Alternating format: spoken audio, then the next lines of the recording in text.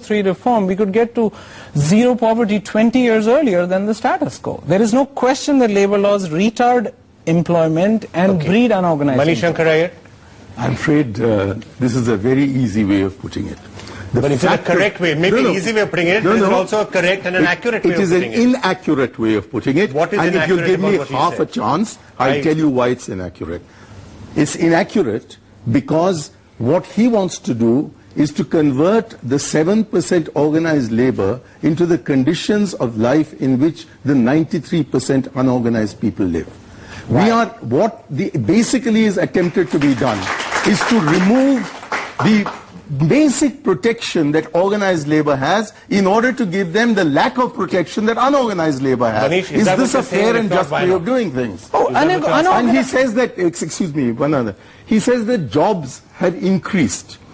I insist that if you are going to increase labor productivity by going into machines or by depressing the wages of labor, this is not a healthy way of growing in our country. Only day before yesterday, the UNDP have reported, as our growth rates went up, our position on the HDI fell from 126 to 128 to 132 and now to 134. Correct. So but I think the point that Manish is making, I'm not disagreeing with you, but what Manish is saying is that it's the labor laws that are preventing people from getting higher. Yeah, but getting what? Labor laws are to blame for that. That's what he's saying. What he is saying is that they're not getting the jobs. I'm saying that he wants to give the jobs by giving less perquisites. Not true. And that I object to. Why don't you say what you are saying? Let's not interpret what you're saying. Absolutely. I mean, explain why are you saying that you're holding back? Because we are breeding, we are encouraging going under the table. I mean, this is an apartheid. You know, unorganized employment is the slavery of the 21st century. Why does India have 93% unorganized employment?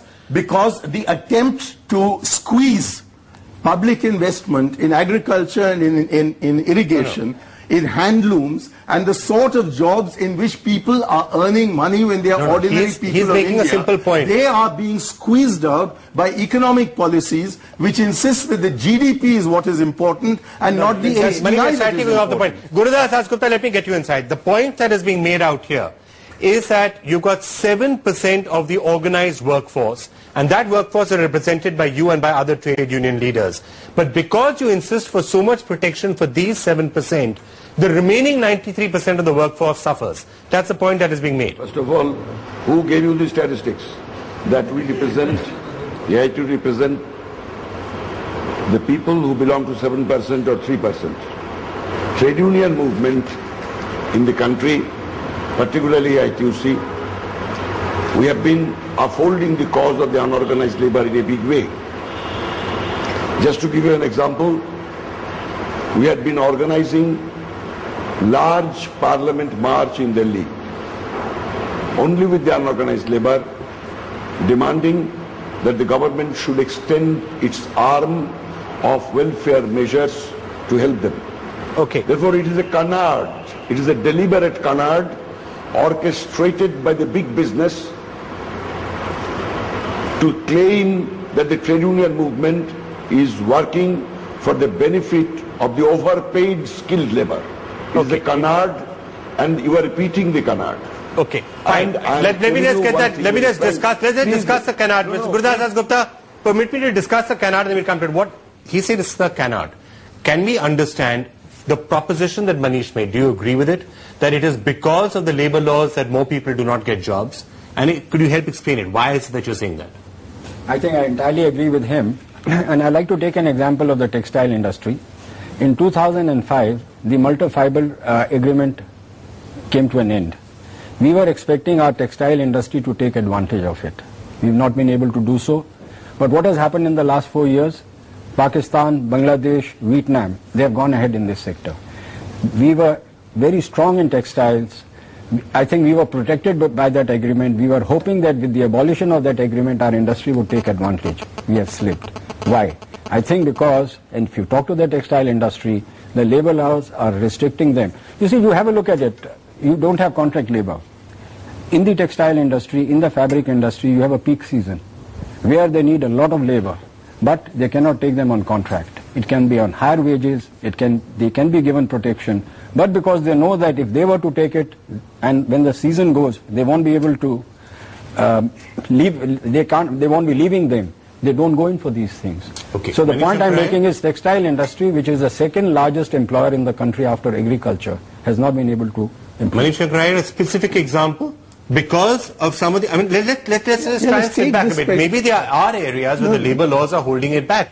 What I think he's trying to make is that Indian industrialists and Indian industry could have done what the Chinese or the Bangladeshis or the Pakistanis have done, set up larger factories, employed hundreds and thousands of people, given them jobs in the peak seasons, provided they've been allowed to lay them off in the still look after them during that period. And look after them in the style industry. Right. Is that what you're saying? Yes. Is there anything wrong with that? Yes, there's plenty wrong with that. What? I don't see any reason why the industrialist can be employed through the year by getting his profits, and the poor laborer is not entitled to get his wages right through the year. Okay. Why can't they get the one second? Why can't you have that and give them the wages through the year? Let me first say very simply, if you were an entrepreneur and you knew that when you hire a worker because of the labor laws, it is a permanent process, what would you do logically? You would use more machine-intensive production. This is what had happened under socialism of money for 40 years. That's absurd. Instead of hiring labor, so you hire machines instead. They become capital intensive in the larger sector. Through all the period of socialism, employment was in the villages itself, with a huge amount of labor being employed in the handloom sector and the khadi sector. Secondly, in small industry, where these labor laws did not apply so strictly, there was also a certain amount of growth. There was labor-intensive growth. Because labor laws did not apply. But the minute you are saying labor laws did not apply. But the minute you go into production rather than the remuneration of labor, then obviously the argument is right. Okay. If you're interested in production and not in the welfare of people, then he's right. I'm interested in the welfare of people. So if I can ask you, by and large, if you take the country as a whole, would Indian workers across the country be on a whole much better off if there were hundreds and thousands of more factories and a lot more employment? Would they be doing better? They have so many more jobs to apply to, so many more factories to go to. If India did become a manufacturing country like China is, would India be better off? Would the average worker be better off? See, in manufacturing sector, you know, the employment is shrinking year after year. But why is it shrinking? That's the question. Because of the government policies. Is it? Because of wrong policies. Yes, we agree with you, but I think the point which is being made out here... Why should it be in manufacturing? What about increasing employment in agriculture? Why not increase employment in the unorganized sector? That is where the bulk of our people are. Because we need to reduce employment in agriculture. Manish? India became the largest producer of milk in the world last year. We produced 100 million tons of milk. 75 million people are involved in that process.